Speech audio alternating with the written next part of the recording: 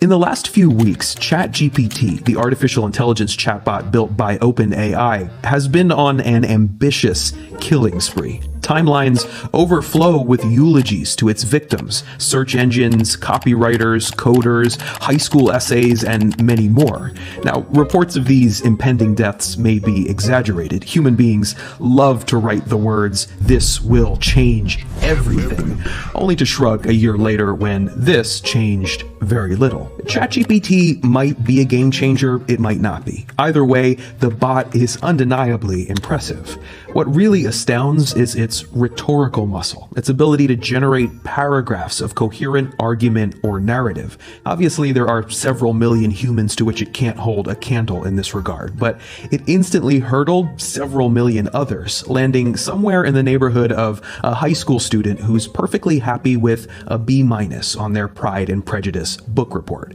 20 years ago, that was my neighborhood. If I had access to ChatGPT in 10th grade English, I would have used it without compunction. Why waste a perfectly good afternoon scratching out a 5-paragraph essay on Austen's depictions of social class when I could generate this in seconds?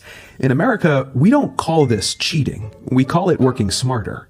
Maybe the eulogies are fitting. Maybe we'll outsource writing to ChatGPT like we outsourced math to calculators, spelling to spell check, memory to the internet. Now, to a certain extent, the prevalence of essay writing in school reflects the decline of memorization as a method of teaching and learning, a decline that feels inevitable, maybe even appropriate in a world where the totality of human knowledge is pocket-sized. We assign essays because they allow teachers to gauge a deeper understanding in their students. They require more than just recall. They require a personal synthesis of information which can't be outsourced to a machine, or couldn't be until a few weeks ago. Pretty soon, English teachers are going to get that question math teachers have been getting for decades. When will we ever need this stuff in real life? Now, bullshit won't work here. Teens are just too savvy for that. The truth is that you'll probably never have to calculate a definite integral once you leave school. And the truth is, we'll likely outsource many categories of basic writing to AI and never look back.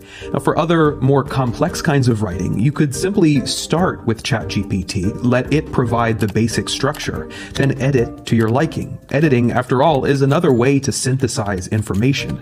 Maybe ours will become a culture of editors, tweakers, embellishers. Would that be so bad?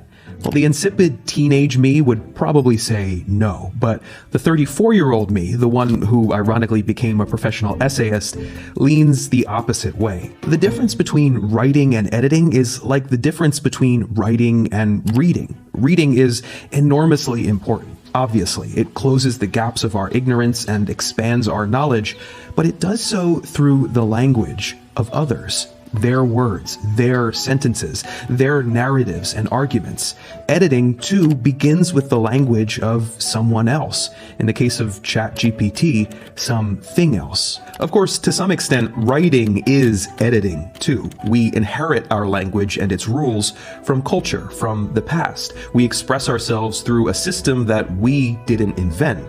But that system is so infinitely flexible that we can use it to create structures of our own. Language is how human beings understand themselves and the world, but writing is how we understand uniquely.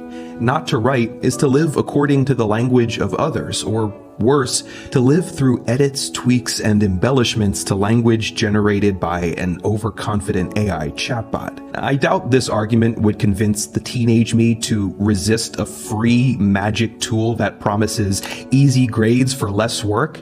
As ever, it's left to teachers to impassion their students within a system that prioritizes grades over learning. Often they succeed, but even when they don't, they still do the heroic work of giving insipid high schoolers like myself basic writing competence. In my 20s, when I began to wonder who I really was and what I really believed, questions that come for all of us, I discovered that writing, structuring language of my own, was the only way to find out. That's when the foundation teachers worked so hard to give me proved its immense value. I hope future generations have a similar foundation. One way or another, new writing is on its way from the future to make sense of all of us. I think we'll prefer it to be